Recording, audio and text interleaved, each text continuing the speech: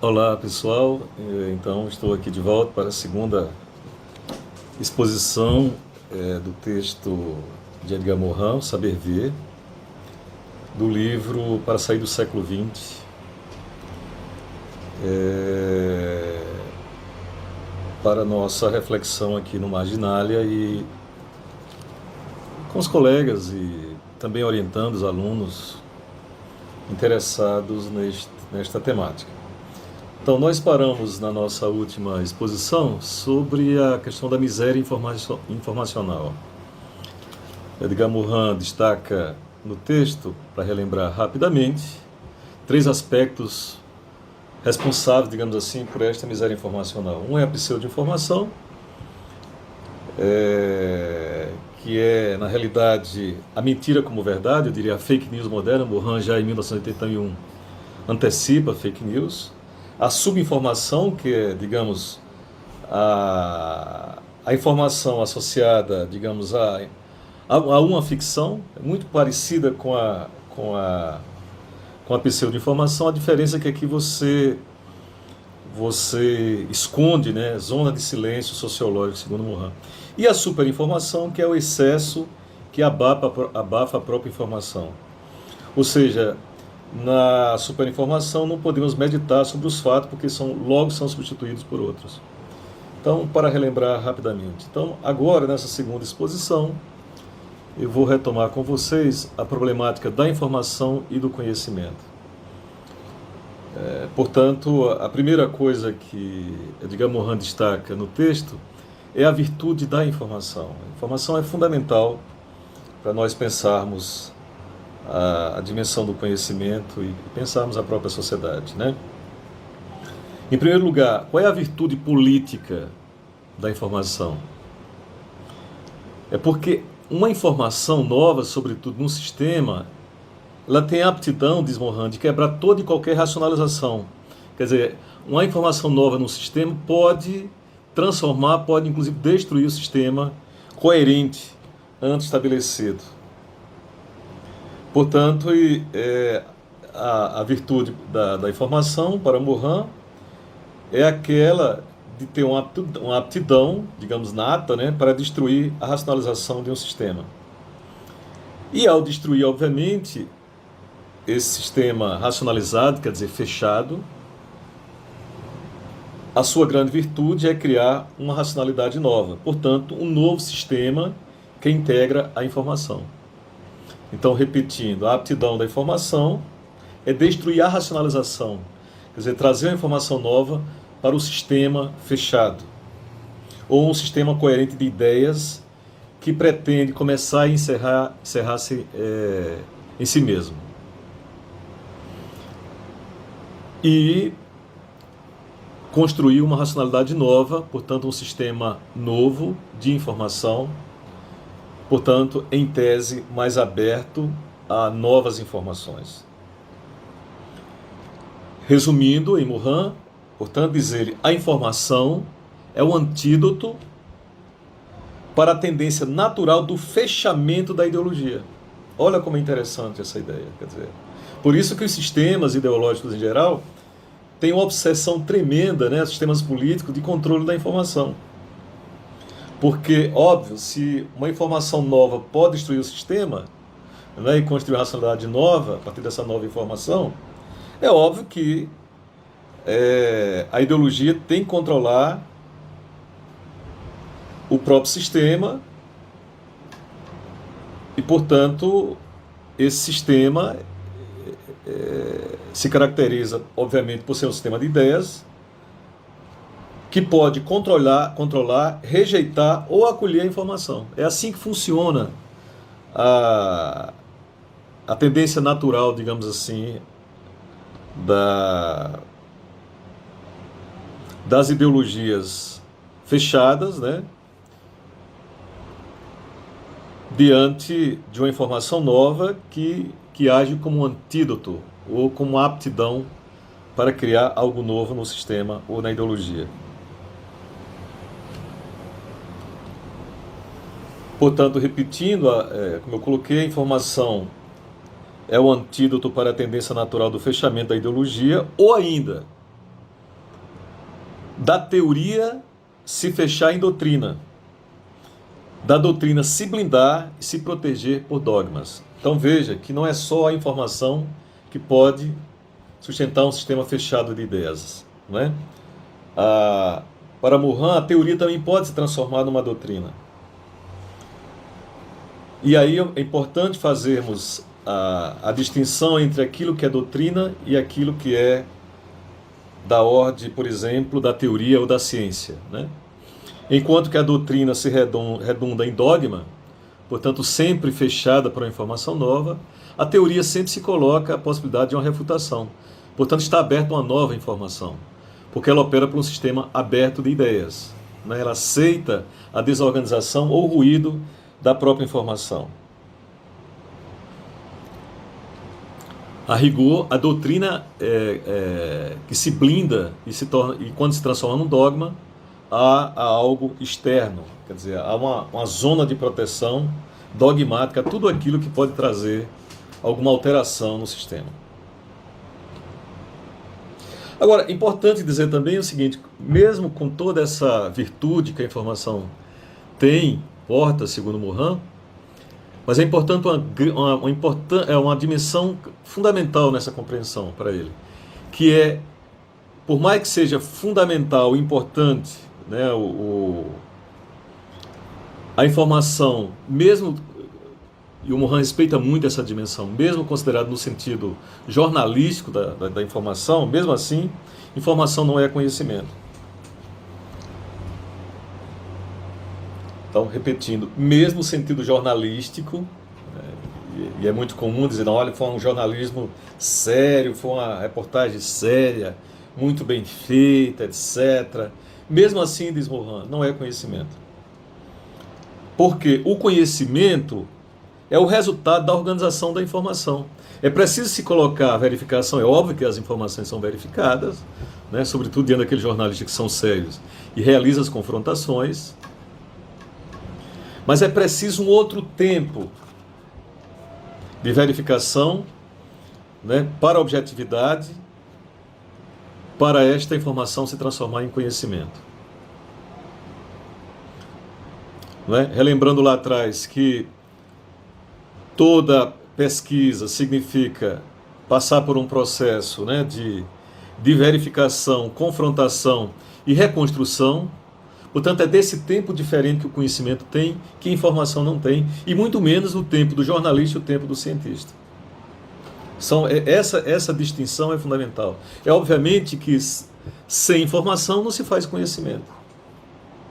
É com a informação que temos, né, que vamos fazer a reconstrução e a verificação de dados e fazemos a seleção e objetivar esta informação numa outra coisa, que é a análise dos dados, portanto em conhecimento, que depois, entrando na cultura, se transforma também em informação novamente.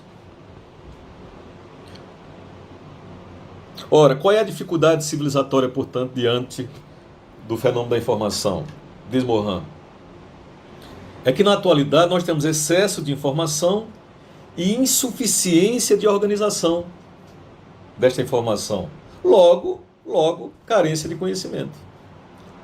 Né? Quer dizer, se temos, na atualidade, excesso de informação e, portanto, insuficiência de organização dessa informação, nós vivenciamos, diante, portanto, dessa miséria informacional, uma carência de conhecimento. Qual é a consequência civilizatória? Diz Morin, uma crise do pensamento, na medida em que pouco se exercita as atividades que devem comportar o pensamento. São 4 atividades que Edgar Morin destaca indispensáveis para o exercício do pensamento. O primeiro é a distinção, quer dizer, a capacidade que eu tenho de distinguir objetos e meios. Quer dizer, eu vou para uma pesquisa de campo, quando eu me defronto na observação e depois nas informações que eu colho, eu tenho que distinguir aquilo que é específico e singular, né, do meio e aquilo que é objeto da minha análise. Portanto, será um outro objeto, né, por um outro meio de atuação e de análise. Então essa distinção é fundamental. Objeto e meio para o pensamento. Feito isso, há uma segunda atividade no pensamento para Morin, que é a objetivação. O que significa objetivação? É quando eu estou caracterizando o objeto, né, da minha informação. Eu vou, por exemplo, analisar o fenômeno do coronavírus, por exemplo, e eu posso reduzi-lo a um mero acontecimento informacional, superficial, midiático, né? E, portanto, meramente citá-lo e repassá-lo, ou fazer uma análise objetiva e dizer que naquele fenômeno, além de conter aquelas dimensões, digamos, mais superficiais e descritivas, aquilo ali advém de um conhecimento acumulado da biologia, das pesquisas epidemiológicas sobre o fenômeno, por exemplo, das epidemias na história humana. Do ponto de vista da história, o que significou epidemias, não pelo mesmo vírus, mas com vírus de antes, por exemplo, da peste, né, lá na Idade Média, ou a gripe espanhola no primeiro início do século passado, e agora a coronavírus. Quer dizer, eu começo a objetivar e caracterizar este objeto, coronavírus, a partir de conhecimentos acumulados sobre ele. E aí o objetivo. O corona significa, por exemplo, ele é um Covid-19, porque é um tipo de vírus diferente de outros 18 que nós aprendemos a pesquisar e descobrimos nos laboratórios. Percebe? É óbvio que dessa caracterização há uma terceira atividade fundamental no pensamento, que é a análise. Quer dizer, quando eu faço, a análise é exatamente a classificação e a decomposição do objeto. Então, repetindo, se eu digo que há o Covid-19, é porque há outros 18, outros vários Covids, né? Há outros coronavírus, digamos assim, em relação ao que nós estamos estudando, né? Portanto, é o famoso recorte. Sabe aquela coisa que nós dizemos, tem que fazer o recorte na sua análise. Bom, sobre a história do coronavírus, do que é que você quer pegar para explicar? Aí eu posso dizer, bom, eu quero, por exemplo, analisar do ponto de vista da estética, da arte, por exemplo, como é que as pessoas estão reagindo a esse fenômeno. E vou lá entrevistar, por exemplo, membros do Marginalia na experiência da leitura da peste. Ou vou, além disso, entrevistar doentes ou cuidadores dos doentes, médicos, enfermeiros, etc. E vou dizer que este fenômeno traz profundos acontecimentos de mudanças sociais, políticas, culturais e subjetivas ou psíquicas na sociedade. Percebe?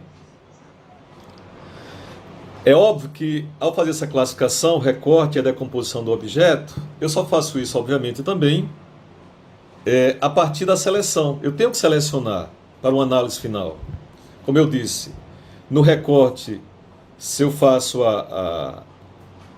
digamos, 2, 3 aspectos que eu quero destacar, é óbvio que também ali eu vou selecionar neste acontecimento, né, neste objeto, aqueles dados com os quais eu posso dialogar mais sobre a estética, não é?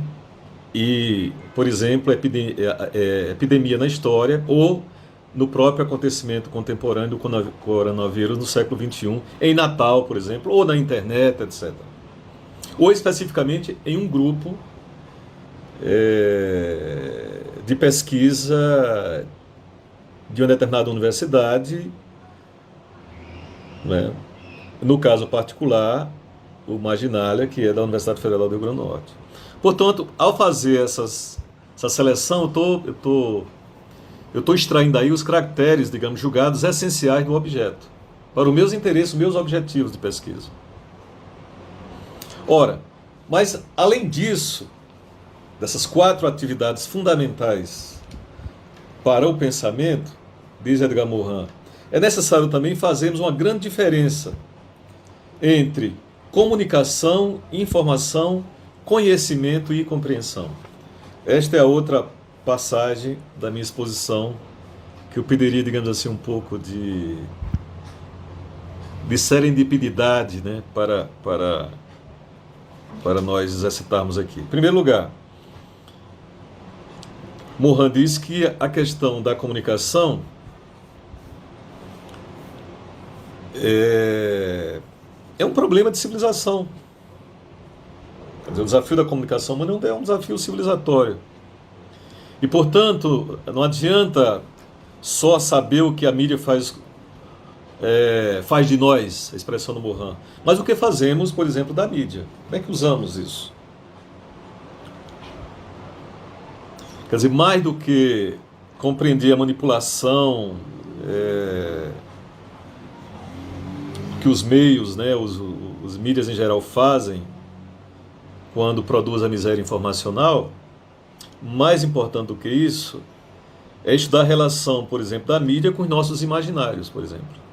Pensemos agora o que é que significa nesse excesso de informação ou em pseudo-informações sobre o coronavírus. Qual é o imaginário, por exemplo, do medo diante, por exemplo, do coronavírus? Mobiliza, por exemplo, reservas, eu acho, civilizatórias lá de trás, como, por exemplo, o imaginário da peste ou das grandes mortandades coletivas, né, na sociedade. Como foi, por exemplo, a peste negra na sociedade ou a gripe espanhola. E é nesse sentido que a complexidade da comunicação para Morin enfrenta o problema ético da compreensão. Portanto, toda vez, diz Morin, que falarmos que estamos na sociedade da informação, na sociedade da comunicação, na sociedade do conhecimento, diz Morin, refuto tudo isso, porque estamos em sociedade da informação, da comunicação e do conhecimento.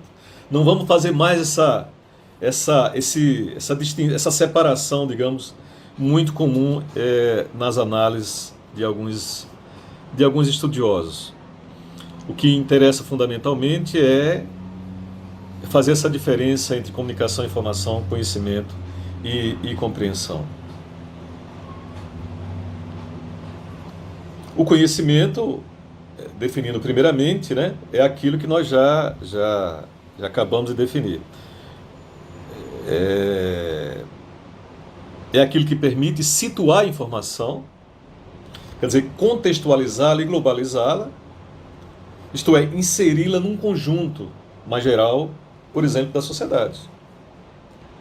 Conhecer, portanto, é ser capaz de distinguir, por exemplo, o objeto do meio, capaz de realizar aquelas 4 atividades mencionadas por mim anteriormente. Agora, obviamente que, além de distinguir, o fundamental é ter a capacidade, que depois de distinguir, relacioná-los. Né? Distinguir aquilo que nós vamos pesquisar, queremos conhecer, é fundamental. Mas mais importante também ainda é que, ao distinguir, é como nós processamos a relação, as religações entre aquilo que a gente distinguiu. Porque não há objetos separados quando vamos analisar a sociedade. Né? E por isso que o conhecimento é muito importante para distinguir, mas mais importante ainda é para relacionar.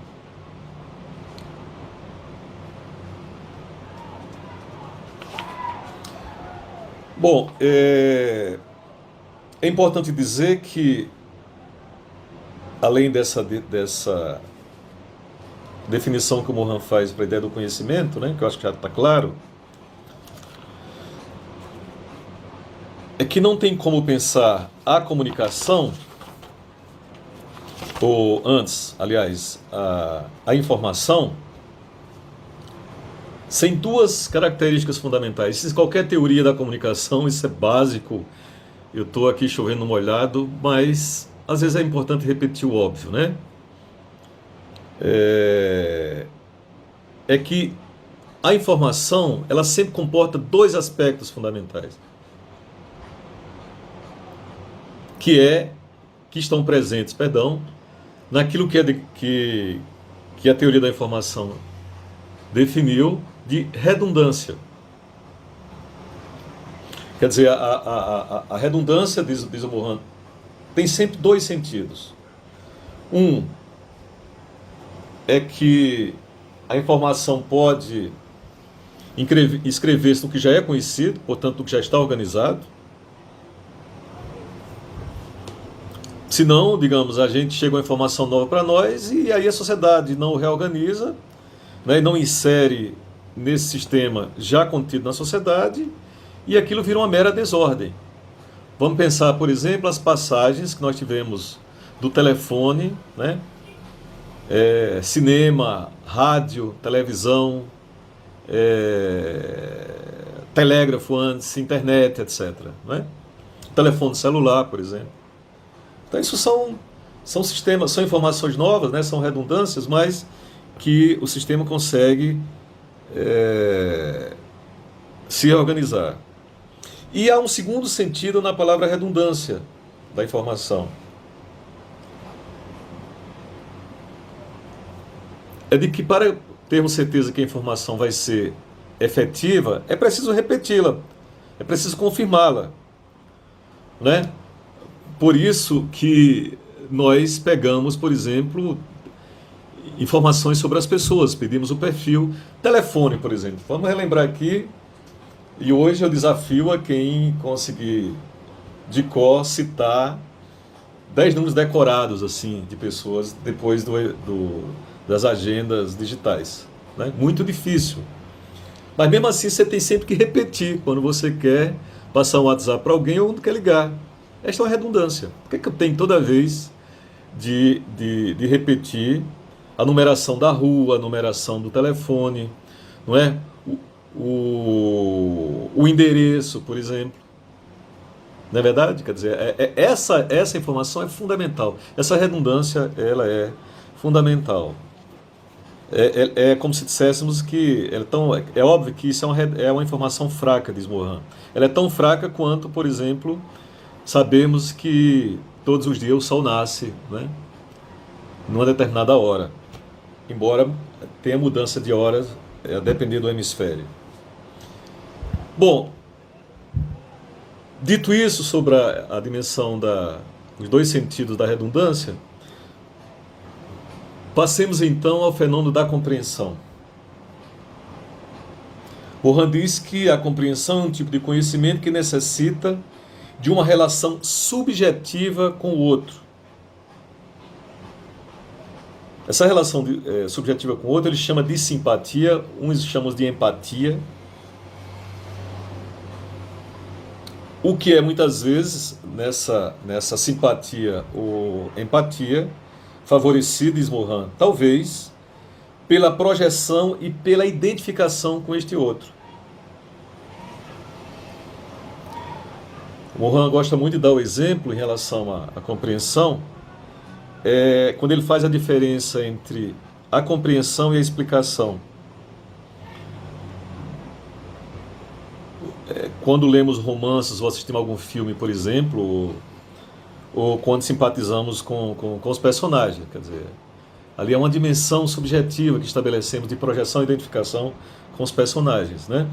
Pensa, por exemplo, nos personagens míticos, imaginários da nossa infância, quer seja nas cartilhas, quer seja nos livros infanto-juvenis, não é? Quer seja nos heróis em quadrinhos das HQs. Pensa, por exemplo, o imaginário do Homem-Aranha, ou do Super-Homem, ou da Mulher Maravilha, né? Ou mesmo da Rebordosa, para determinada tribo alternativa da sociedade. Me refiro ao desenho do Angeli, na revista Cacete e Planeta. Então, a compreensão tem essa dimensão subjetiva. E por que ele estabelece também ele amplia, digamos assim, com esse exemplo daquilo que é compreensão e daquilo que é explicação, ou seja, como é que ele faz essa diferença? Ora, enquanto a compreensão, repetindo, exige uma dimensão subjetiva, porque tem que estabelecer uma projeção e identificação com os personagens, por exemplo. A explicação caracteriza por uma objetividade, portanto, por uma causalidade determinada. O exemplo que ele também adora dar é, por exemplo, diante do choro. Como nós reagimos diante do choro.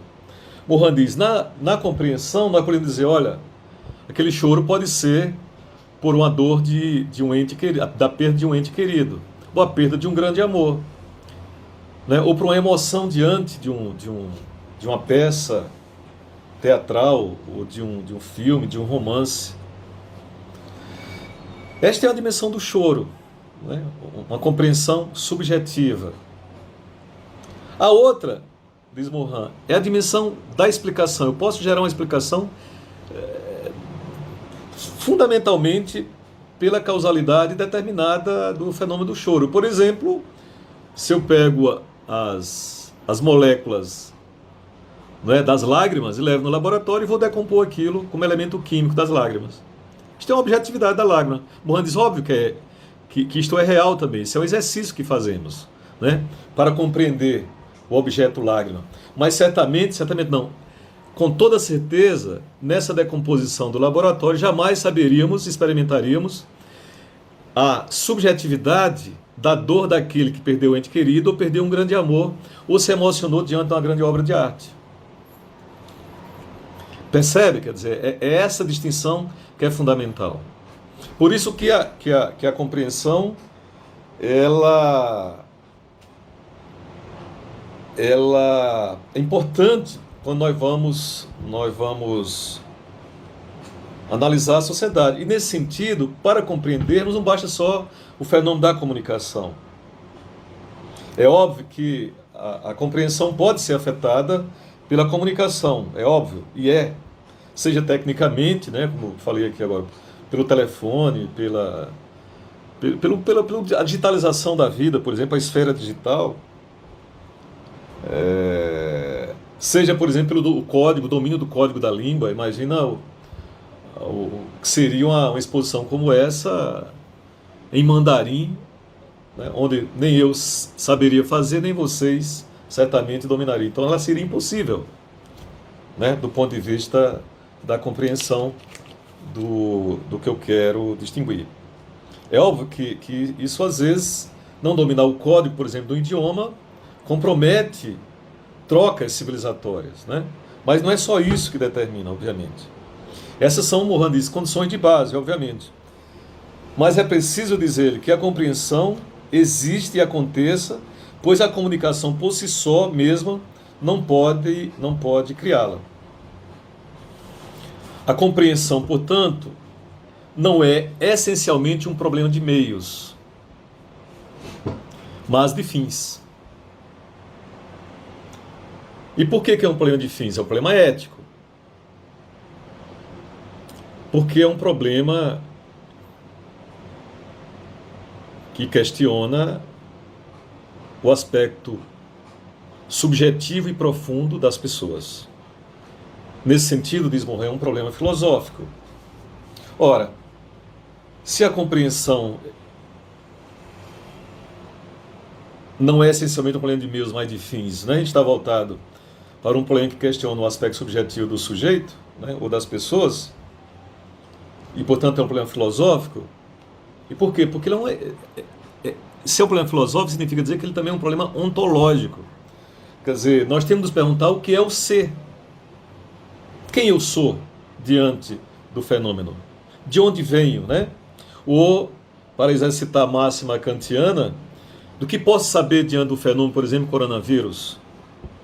O que devo saber sobre isso? O que me é permitido esperar do ponto de vista ético, civilizatório, diante da compreensão desse fenômeno como sujeito da investigação, ou como filósofo, como cientista, ou também como jornalista.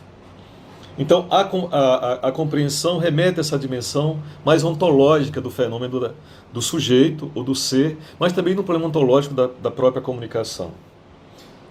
Bom, Exposto sobre a questão da compreensão, vamos agora ao fenômeno da comunicação. Ora, se eu disse que a compreensão ela é essencialmente um problema de meios, a comunicação, obviamente, depende de meios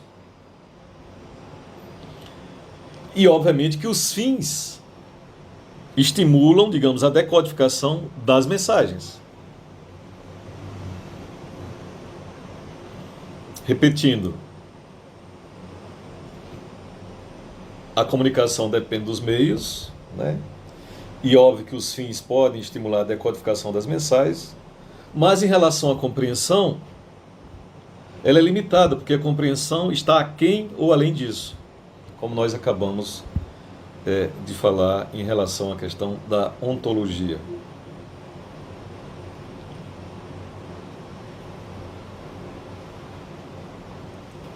Mas é óbvio que a comunicação, diz Morin, ela pode vir pela compaixão, por exemplo. Ela pode vir pela simpatia de um amor. Na comunicação também, assim como na compreensão, existe ou estão presentes as dimensões do afeto, né? Para citar Morin textualmente, portanto,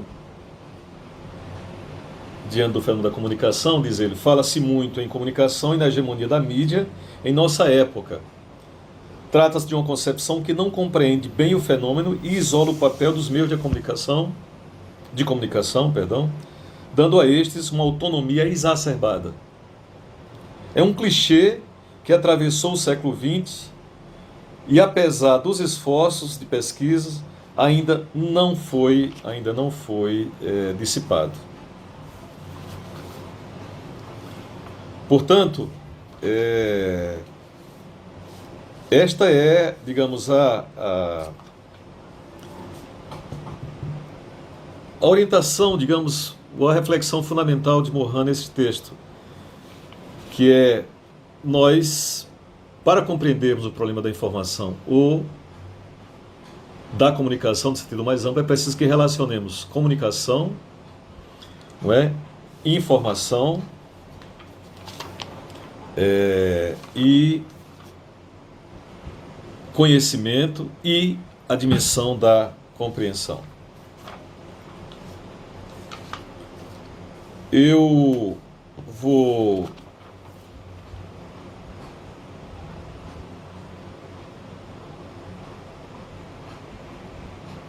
resumir, portanto, para caminhar para o final da exposição, mas é óbvio que vocês podem ampliar a leitura de vocês com outros exemplos, né?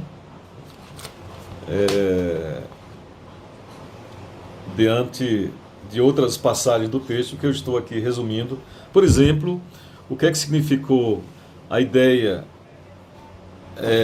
de um sistema fechado ou de uma informação totalitária diante dos regimes do leste europeu, ou dos regimes comunistas, ou os regimes socialistas, e também para todas as ditaduras capitalistas no século XX. Isso é um exercício muito importante. O resumo que Morin diz, portanto, não é só uma informação governamental, é sobretudo uma informação governamental totalitária. Este é digamos, a barbárie de uma informação totalitária. Por isso que, na sociedade livre e democrática, a informação tem que ser completamente transparente. Isso é possível, né? Mas uma coisa tem que ser garantida, que é evitar a censura de todo e qualquer regime. A informação, ela historicamente sempre está submetida tem estado submetida à censura de ditaduras, de regimes fechados. Eu estou resumindo rapidamente essa questão. Portanto, o problema da informação é inseparável do problema da interpretação pelo sistema de ideias que integra, situa e rejeita, e que ela pode reformular ou revolucionar. O problema está na página 57 do texto. O problema da informação, portanto, obriga-nos a remontar quem e além da verificação das informações. Mergulha-nos nos problemas complexos da estrutura mental, das crenças, das ideologias, da confiança e das desconfianças diante dos fenômenos informacionais ou outro que se apresente diante de nós, dos problemas da organização dos mídias e da organização da própria sociedade. Desta maneira, diz Morin, assim poderemos começar a compreender o que quer dizer a palavra complexidade, por exemplo. Isto é outra informação fundamental para a gente concluir a exposição. É não poder, por exemplo, isolar totalmente um fenômeno para compreendê-lo. É religá-lo às suas articulações naturais. É esta a complexidade do problema da informação. Não se pode absolutamente isolá-la do problema, por exemplo, do espírito humano. Fundamental, diz Morin. E não esquecer, por favor, a distinguibilidade e não separabilidade dos fenômenos diante dos problemas. Isso, no primeiro momento, diz Morin, parece assustar, mas é o único caminho para compreender os processos civilizatórios, né? Quer dizer, há distinguibilidades, não separabilidades dos problemas civilizatórios. Então, diante de um problema civilizatório que o planeta passa agora, né? Vivencia, como o coronavírus, que realizou esse grande internamento social e uma super produção, uma super informação, e ao mesmo tempo uma proliferação de pseudo-informação e de subinformação, é preciso que, para isso, diz Morin, que a gente apenas distingua essas informações, exercita aquelas 4 atividades para o pensamento, né, para tentar compreender o que é que significa, mas não estabelecer separabilidade. Por exemplo, dizer que todo fenômeno só se explica pela ciência, né? Ou tentar dizer que, em função da debacle ou do perigo econômico e social, nós temos que simplificar ou secundarizar as explicações científicas em nome da economia, em nome, por exemplo, das estatísticas sociais. Isto é nesta maneira que é um desafio, digamos, do humano ou do espírito humano em Morin. Bom, a última coisa, para esse exercício de complexidade, né, ou para aquilo que agora começamos a compreender o que quer dizer a palavra complexidade, portanto, é não poder isolar totalmente um fenômeno para compreendê-lo, é religá-lo às suas articulações naturais. É sempre este exercício, né, analítico do pensamento, onde as partes e o todo, né, vão se fazendo e refazendo, sendo que a totalidade sempre, em geral, é maior do que as partes, mas sem as partes não temos como constituir a totalidade, mesmo que por vezes, né, quase como uma explicação quântica, se é possível dizer isso, né? Por que quântica? Porque por vezes a parte, né, ela pode ser, da partícula pode ser maior do que a totalidade do fenômeno, ou por vezes aquilo é partícula, por vezes é corpúsculo, quer dizer, a totalidade do próprio fenômeno. Mas é importante não isolar os fenômenos da totalidade social, mesmo quando eu quero fazer uma informação diante daquele fenômeno. Ora, concluindo, portanto, esta exposição, Edgar Morin chama a atenção que é necessário, se nós devemos fazer e queremos exercitar esta ideia de complexidade que religa, né, diante do fenômeno da informação, primeiro compreendermos os males das palavras mestras. O que ele denominou também dos males das palavras, né? O Morin fala da miséria informacional, agora ele está falando da miséria das palavras, os males das palavras, né?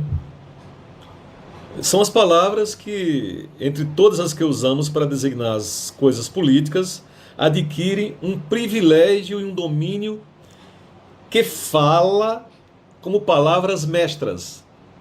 O que são palavras mestras? Diz ele, página 58 do texto. São aquelas palavras gigantes, por exemplo, domínio político, democracia, ditadura, por exemplo. Palavras mestras, palavras gigantes. Elas se autonomizam tanto no domínio da reflexão e da análise, que elas terminam perdendo a potência de expressão do real. São palavras também hiperdensas.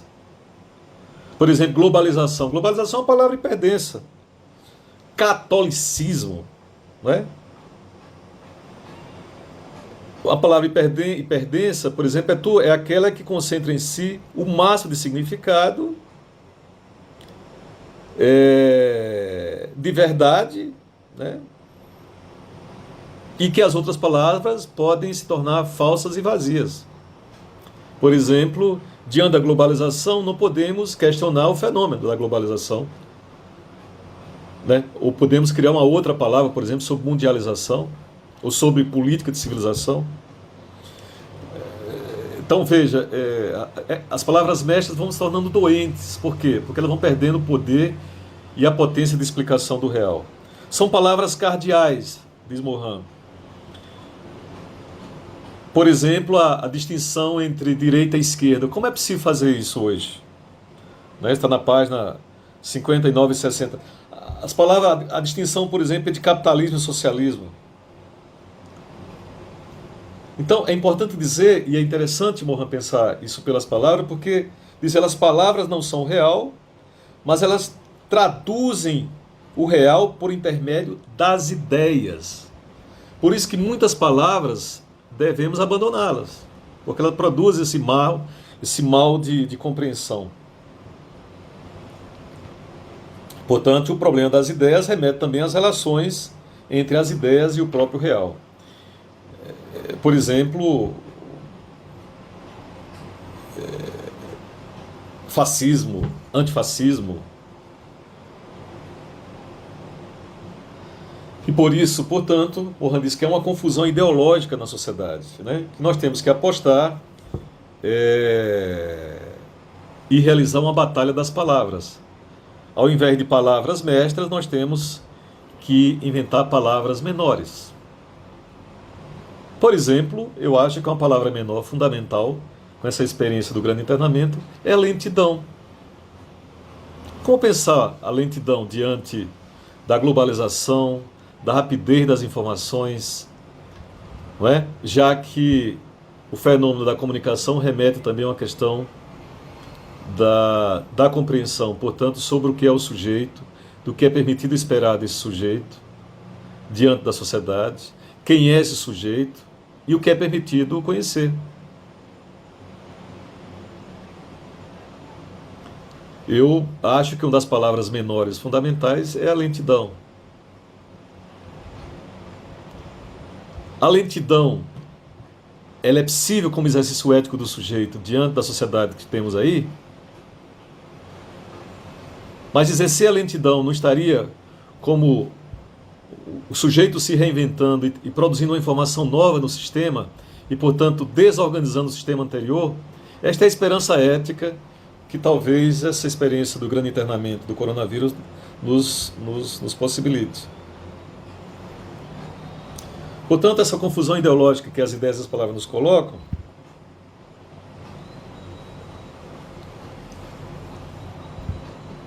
é nos remeter, portanto, à batalha das palavras. Tá bom? Então, eu fico por aqui. Espero que tenha conseguido expressar aquilo que o Edgar Morin apresentou no seu texto, mas obviamente que é sempre uma leitura parcial e pontual, e vocês obviamente têm várias outras leituras e entendimentos sobre o texto. Tá bom? Tchau!